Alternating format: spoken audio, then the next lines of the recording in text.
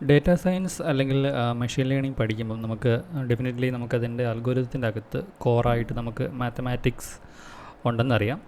അപ്പോൾ അതിൽ തന്നെ നമുക്ക് മെയിനായിട്ടും 4 ഏരിയാസ് ഓഫ് മാത്തമാറ്റിക്സ്, അതായത് linear algebra, probability, calculus and statistics, അങ്ങനെ 4 ഏരിയാസിൽ നിന്നുള്ള മെയിനായിട്ടും പ്രൊമിനൻ്റായിട്ട് അതിൽ നിന്ന് വരുന്ന കൺസെപ്റ്റുകളാണ് പലപ്പോഴും ബേസിക് നമുക്ക് പല അൽഗോരിതത്തിൻ്റെ അകത്തും യൂസ്ഫുള്ളായിട്ട് വരുന്നത്.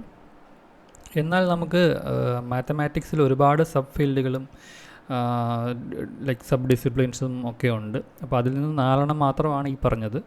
അപ്പോൾ ഇതിൻ്റെ ഒരു സ്ട്രക്ചർ എങ്ങനെയാണ്, ഈ മാത്തമാറ്റിക്സിൽ വരുന്ന ഡിഫറെൻറ്റ് ഏരിയാസ് ഏതൊക്കെയാണ്? ഇനി ഈ പറഞ്ഞ 4 സെക്ഷൻസ് അല്ലാതെ നമ്മൾ അഡ്വാൻസ്ഡ് ആയിട്ടുള്ള അൽഗോരിതംസ്, ഡേറ്റാ സയൻസ് അതിലോട്ടൊക്കെ പോയി കഴിഞ്ഞ് കഴിഞ്ഞാൽ നമുക്ക് മറ്റ് ഏതൊക്കെ ഫീൽഡുകളായിരിക്കും ഇതിൽ ഇൻവോൾവായി വരിക എന്നതിനെപ്പറ്റി ഒരു ഐഡിയ കിട്ടാൻ വേണ്ടിയിട്ടാണ്. അപ്പം ഡെഫിനറ്റ്ലി കറൻ്റ്ലി റിസർച്ചൊക്കെ നടന്നുകൊണ്ടിരിക്കുന്ന ഒരുപാട് ഏരിയാസ് നമുക്കുണ്ട് മാത്തമാറ്റിക്സിൽ. പക്ഷേ അതിലോട്ടൊന്നും നമ്മൾ അത്രയും ഡീപ്പായിട്ട് പോകുന്നില്ല. നമുക്ക് ഈ ഒരു പെരിഫറിൽ ഒരു ടെറിട്ടറിയിൽ നിന്നും മാറി, അതായത് ലീനിയർ ആൾജിബ്ര, പ്രോബബിലിറ്റി, കാൽക്കുലസ് എന്ന് പറയുന്ന ആ ലെവലിൽ നിന്നും ഒരല്പം കൂടി അതിൻ്റെ ആ സർക്കംഫറൻസ് നമ്മളൊന്ന് എക്സ്പാൻഡ് ചെയ്ത് നോക്കുവാണ് ഏതൊക്കെയാണ് ഡിഫറെൻറ്റ് മറ്റ് ഫീൽഡുകൾ ഇതിൽ വരുന്നത് ഏതൊക്കെയാണ് എന്നുള്ളത്, areas of disciplines of mathematics ഏതൊക്കെയാണ് വരുന്നത് എന്നുള്ളത്.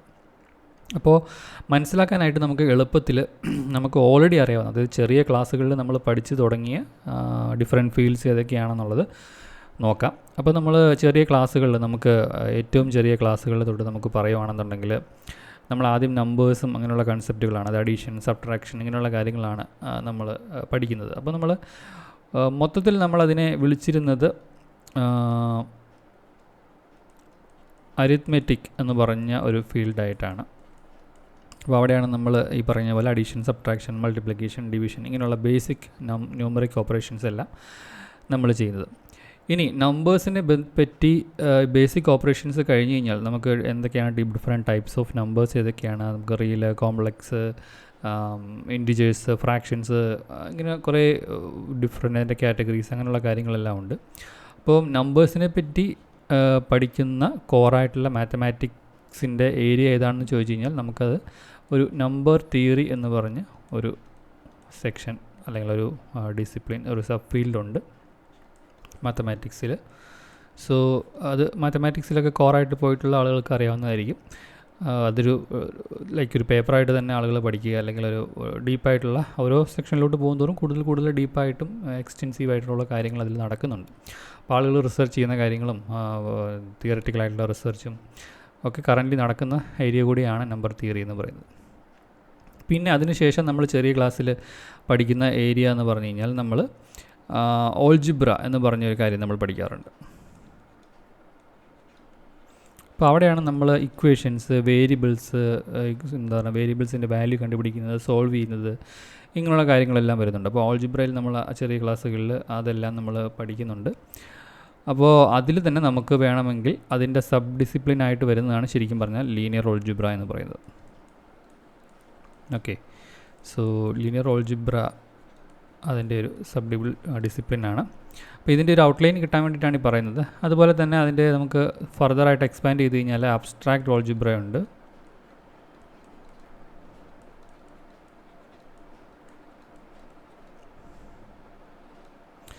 അതുപോലെ ദെൻ വരുന്നതാണ് ഗ്രൂപ്പ് തിയറി എന്ന് പറയുന്നത്. ഓക്കെ,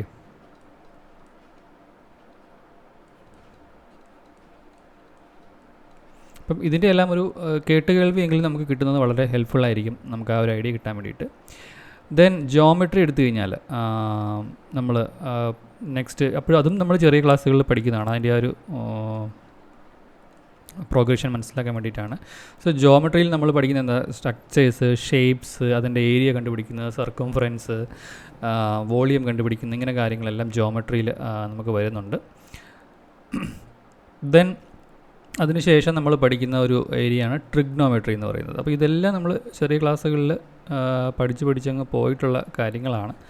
പക്ഷേ ഇതിൽ പല ഏരിയാസും പരസ്പരം കണക്റ്റഡുമാണ്. അപ്പോൾ ട്രിഗ്നോമെട്രിയിൽ നമ്മൾ ഈ പറഞ്ഞ പോലെ about triangles, then sine functions, cos functions, angle, theta, ഇങ്ങനെയുള്ള കാര്യങ്ങളെല്ലാം നമ്മൾ ട്രിഗ്നോമെട്രിക് ഐഡൻറ്റിറ്റീസ് ഇങ്ങനെയുള്ള കാര്യങ്ങളെല്ലാം നമ്മളവിടെ പഠിക്കുന്നുണ്ട്. അപ്പോൾ അവിടെയാണ് നമ്മൾ ഹൈറ്റ് അല്ലെങ്കിൽ ഒരു ലൈക്ക് ബേസിൻ്റെ ലെങ്തും ഹൈറ്റൊക്കെ കണ്ടുപിടിക്കുന്നത് എങ്ങനെയാണ്. നമ്മൾ ഹൈപ്പോട്ന്യൂസ് ലെങ്തൊക്കെ തന്നു കഴിഞ്ഞാൽ നമ്മൾ ട്രിഗ്നോമെട്രിക് ഐഡൻറ്റിറ്റീസ് പൈതഗോറസ് തിയറം അങ്ങനെയുള്ള കാര്യങ്ങളെല്ലാം വരുന്നത് അവിടെയാണ്.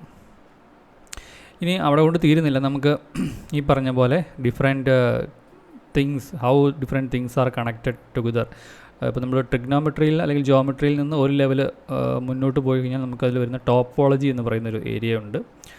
അതിൽ നിന്ന് വരുന്ന കോൺസെപ്റ്റുകളും ഒക്കെ പല അഡ്വാൻസ്ഡ് ആയിട്ടുള്ള അൽഗോരിതത്തിലും വരുന്ന ഒരു ഏരിയ കൂടിയാണ് ടോപ്പോളജി എന്ന് പറയുന്നത്. പിന്നെ സെറ്റ് തിയറി നമ്മൾ കുറച്ചും കൂടി അഡ്വാൻസ്ഡ്, അതായത് നമ്മൾ കാൽക്കുലസിലോട്ടൊക്കെ കിടക്കുന്നതിന് മുന്നേ നമ്മൾ പഠിക്കുന്നതാണ് സെറ്റ് തിയറി എന്ന് പറയുന്നത്. അതൊരു +1 +2 ഒക്കെ എത്തുമ്പോഴേക്കും നമുക്ക് വരുന്ന ഒരു കാര്യമാണ്. അതായത് high collection of different objects, അതിനെ തമ്മിൽ അതിൻ്റെ അകത്ത് കോമൺ ആയിട്ടുള്ള ഒബ്ജക്ട്സ് കണ്ടുപിടിക്കുന്നത്, ഡിഫറൻസ് കണ്ടുപിടിക്കുന്നത്, ഇങ്ങനെയുള്ള കാര്യങ്ങളെല്ലാം സെറ്റ് തിയറിയിൽ വരുന്നതാണ്. ദെൻ ലോജിക് എന്ന് പറഞ്ഞൊരു ഫീൽഡ് ഉണ്ട്. എബൌട്ട് ഡിഫറെൻറ്റ് ലോജിക്കൽ സ്റ്റേറ്റ്മെൻറ്റ്സ് അങ്ങനെയുള്ള കാര്യങ്ങൾ, നമുക്ക് തിയറി പ്രൂഫ് അങ്ങനെയുള്ള കാര്യങ്ങളെല്ലാം വരുമ്പോൾ ലോജിക് വരുന്നുണ്ട്.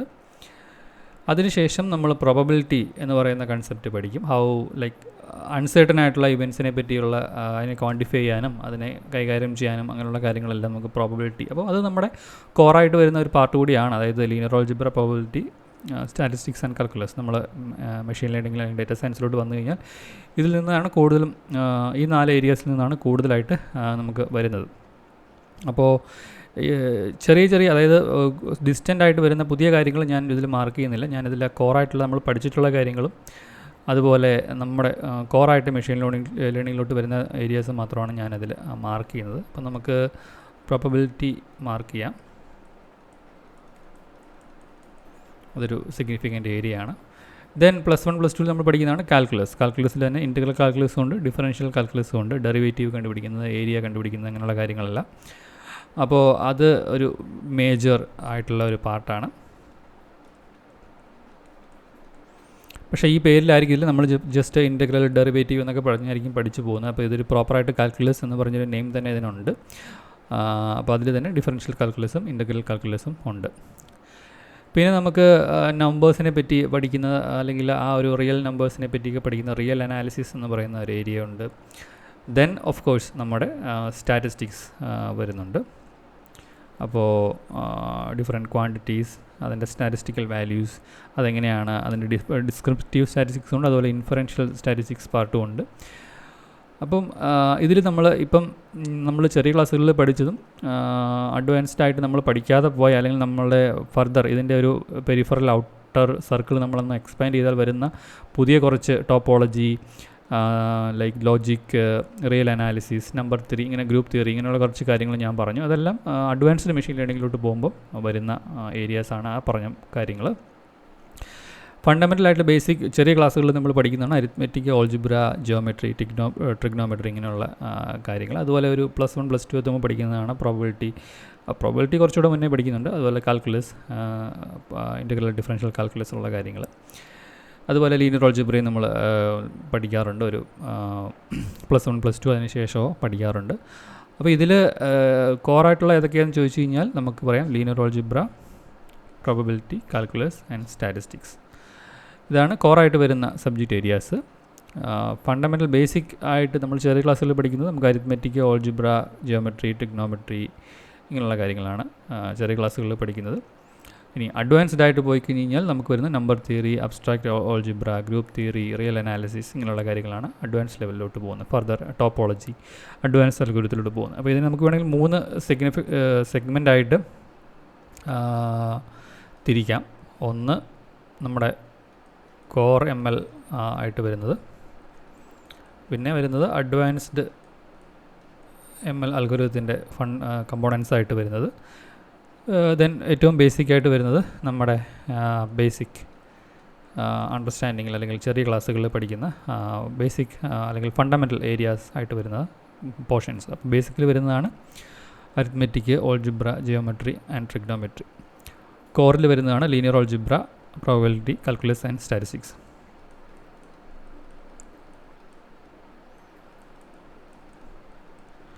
അപ്പോൾ ഇതൊന്ന് മാർക്ക് ചെയ്യാം. Arithmetic, algebra, geometry, trigonometry. അഡ്വാൻസിലോട്ട് പോയി കഴിഞ്ഞാൽ നമുക്ക് topology, group theory, number theory, real analysis,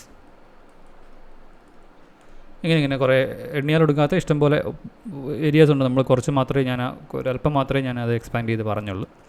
അപ്പം ഈ ഒരു സ്ട്രക്ചർ, അതായത് ബേസിക്കലി വരുന്നത് എന്താണ്, നമ്മൾ ഓൾറെഡി പഠിച്ചത് എന്താണ്, നമുക്ക് കോറായിട്ട് വേണ്ടി വരുന്നത് എന്താണ്, ഇനി അതും കഴിഞ്ഞ് ഒരു ലെവലിലോട്ട്, ഒരു റിസർച്ച് ലെവലിലോട്ടൊക്കെ ML റിസർച്ചിലോട്ടും നിങ്ങൾ ഒരു റിസർച്ച് എഞ്ചിനീയർ പോലുള്ള പൊസിഷനിലോട്ടൊക്കെ പോവുകയാണെങ്കിൽ നിങ്ങൾക്ക് ഏത് ഡയറക്ഷനിലായിരിക്കണം നിങ്ങൾ നോക്കേണ്ടത്, അതിനെപ്പറ്റി ഐഡിയ കിട്ടാനാണ് ഈ ഒരു 3 സെഗ്മെൻറ്റ് നിങ്ങൾക്ക് പരിചയപ്പെടുത്തിയത്. സോ ഡെഫിനറ്റ്ലി ഇത് നിങ്ങൾ മറ്റ് അൽഗോരിതംസ് കാര്യങ്ങളൊക്കെ പഠിക്കുമ്പോൾ ഈ പറഞ്ഞ ടേംസും കാര്യങ്ങളും എല്ലാം കേൾക്കും. അപ്പോൾ ഇത് നിങ്ങൾക്ക് ഈ ഒരു സ്ട്രക്ചർ വളരെ ഹെൽപ്ഫുൾ ആയിരിക്കും. ഓക്കെ.